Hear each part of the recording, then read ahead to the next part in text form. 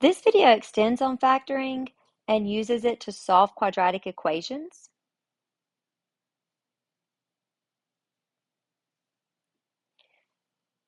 A quadratic equation is one that can be written in the form ax squared plus bx plus c equals 0. So once you put that equals 0, then it turns it into an equation. A, B, and C are going to be real numbers. A is not going to be equal to 0 because if A is equal to 0, then I wouldn't have that square term and it wouldn't be a quadratic. The form that it's written in is known as standard form. So we're going to use what's called the zero factor property. And so the zero factor property tells us that if A and B are real numbers, and if A times B equals 0, the only way that can be true is either A has to be 0 or B has to be 0. That's the only way you can multiply two things and it equals 0. One of them's got to be 0. So we're going to use that to solve equations. So if what I have is x times x plus 18 equals 0, the only way that could be true is if either x or x plus 18 equals 0. Those are my two factors, my two pieces. So x has to be 0 or x plus 18 has to be 0. So you're going to take both pieces, both factored parts, set them equal to 0. Well, this one is done because I don't have anything to do. It's already solved for x. But this one, I need to solve for x. So I'm going to subtract 18 from both sides. So x equals negative 18. So those would be my two solutions. Okay, this one already factored for us. So we've got x minus 4 is one factor, and I've got x plus 6 is another factor. It's equal to 0, so that means that either x minus 4 has to be 0 or x plus 6 has to be 0. That's the only way this can work. So if I add 4 to both sides, x has to either be 4 or if I subtract 6, x has to be negative 6.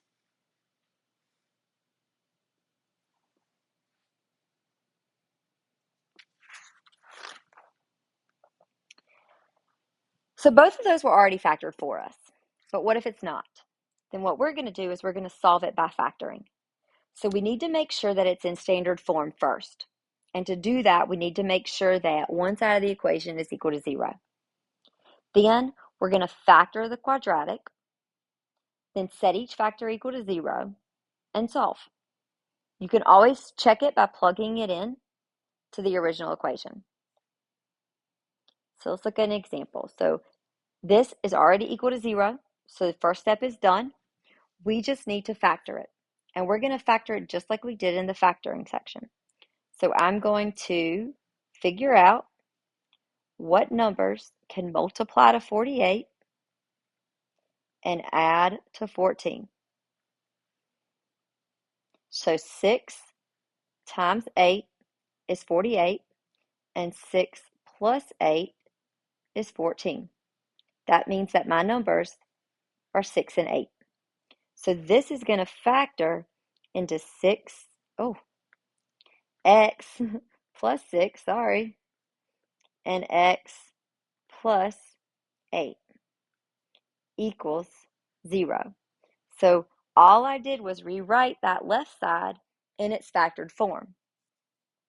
Now, either x plus 6 or x plus 8 has to be equal to 0. So x plus 6 equals 0 and x plus 8 equals 0. So x either equals negative 6 or x equals negative 8. One of the two has to be true. All right, again here, we have to factor. It's equal to 0. It's in standard form. We have to factor. This one, we have to factor the longer way, right? So we're going to take 4 times -7. That means that in my table, I need to find two numbers that multiply to -28 and add to -3. So that's going to be 4 times -7, because 4 plus -7 gives me -3. So these are my numbers. Remember, because that 4 is in front, I can't go straight to my answer. I've got to factor by grouping. So I'm going to rewrite this as 4x squared. I'm going to split that middle term up.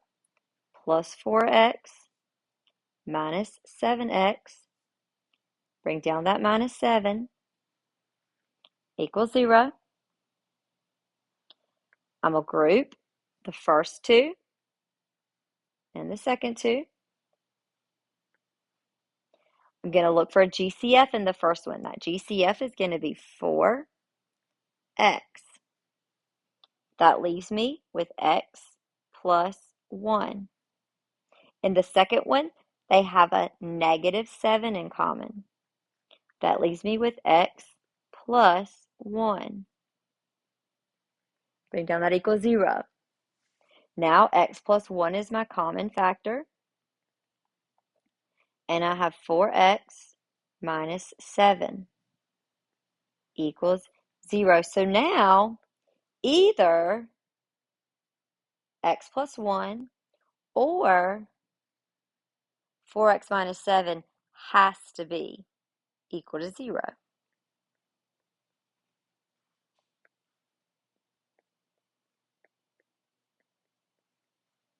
So if x plus 1 equals 0, then x equals -1.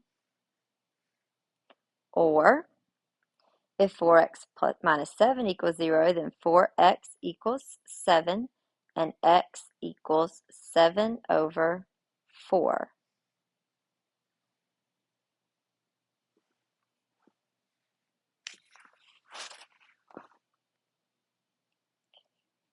Here, I've got two terms.